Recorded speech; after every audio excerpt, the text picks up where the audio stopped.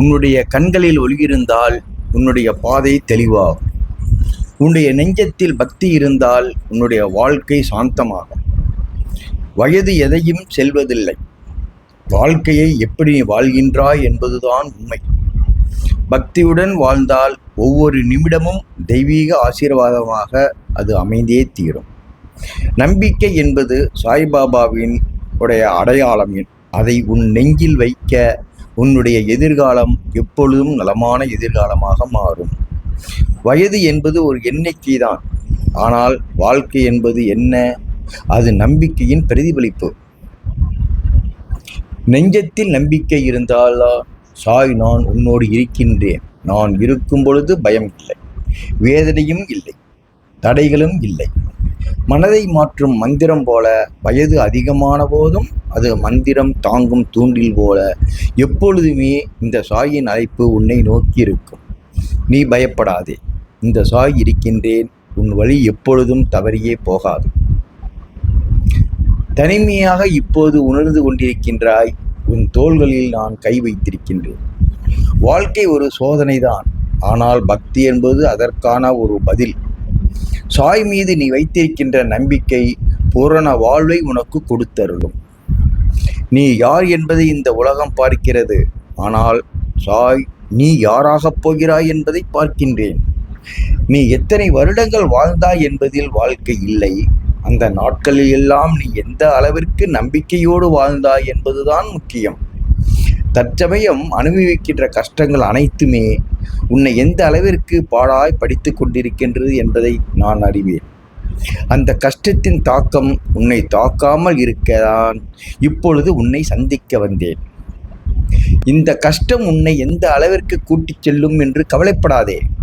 இந்த பாபா துணை உனக்கு இருப்பதால் அந்த கஷ்டங்கள் எல்லாம் உன்னை விட்டு விலகி ஓடப்போகின்றது. நீ கொடுத்த பணம் உனக்கு திரும்ப கிடைக்கவில்லையே என்று கவலையோடு இருக்கின்றாய். உன்னை விட்டு பிரிந்தவர்கள் உன்னிடம் சேரவில்லையே என்று கஷ்டப்பட்டு இருக்கின்றாய். உன் மனதை பலர் காயப்படுத்திக் கொண்டிருக்கின்றார்களே என்று நீ கஷ்டமும் படுகின்றாய். ஏமாற்றத்தை சந்தித்து விட்டோமே என்று தவித்துக் கொண்டிருக்கின்றாய். அவமானப்பட்டிருக்கின்றோமே என்று மனதிற்குள் வேதனையோடு திகழ்கின்றாய். அத்தனை வேதனைகளையும் தீர்க்கதான் இந்த சாய் உன் வாழ்க்கையில் இப்பொழுது பரிபூரணமாக வந்திருக்கின்றது.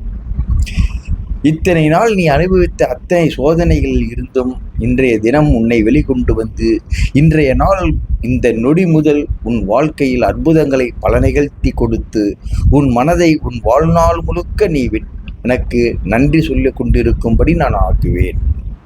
அனுபவம் உள்ளவர்கள் சொல்லக்கூடிய வார்த்தைகளை நிழல் போல உனக்கு துணையாக வைத்துக்கொள். அன்பு உணர்ந்த இதயம் எல்லாம் இறைவனுடைய வாசஸ்தலம். அன்பு நிறைந்தவர்களை ஒருபொழுதும் புறக்கணித்து விடாதே. ஆழ்ந்த நம்பிக்கைதான் அமைதியின் சூழல் இருக்கின்றது. அந்த நம்பிக்கை எப்பொழுதுமே மனதில் இருந்து போய்விடக்கூடாது. ஆசையை அடக்கினால் ஆனந்தம் தானாக வரும். அதை நீ முதலில் தெரிந்து கொள். இறப்புகள் வரலாம், ஆனால் நம்பிக்கையை மட்டும் நீ இழந்துவிடக்கூடாது. இழந்ததையும் மீண்டும் நீ பெறக்கூடிய வாய்ப்புகள் உன்னை தேடி தானாக வரும். நீ பிறருக்கு உதவிய பொழுது அது நினைவில் வைக்காதே. அதுதான் உண்மையான தர்மம். உதவி செய்ததை மீண்டும் மீண்டும் பிறரை சொல்லி காண்பித்து கொண்டும் இருக்கக்கூடாது.